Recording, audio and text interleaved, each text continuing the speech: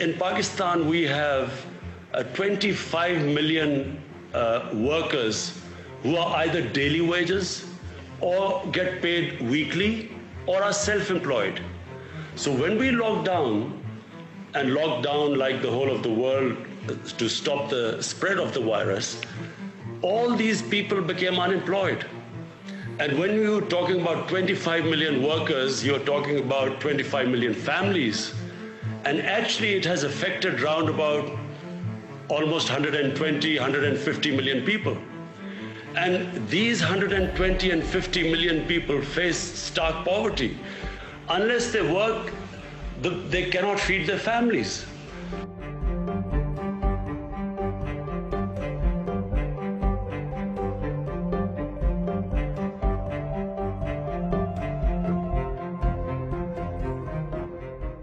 We have started to open up our businesses, construction industry, so that people can find employment, because there's no way the government can give handouts to so many people. And because of this huge numbers of the informal economy, the only way we can reach our people is by allowing them to work.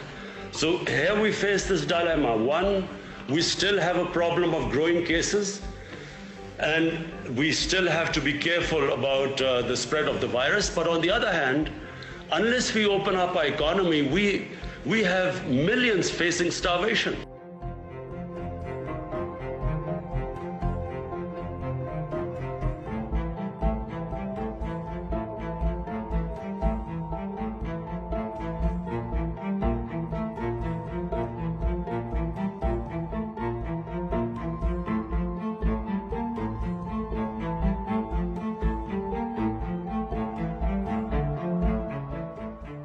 Is not just a challenge for Pakistan. We all know it's a global challenge.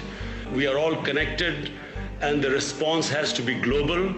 There has to be a way of picking up countries which are struggling right now, and especially in the developing world. I've spoken to the Ethiopian Prime Minister, the Egyptian President, Nigerian Prime Minister. All of them are facing similar problems to what we are facing.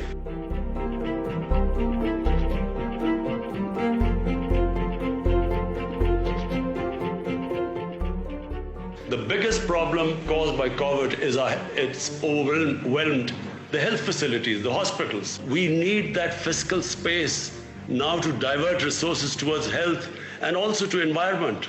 And unfortunately, right now that space is not there.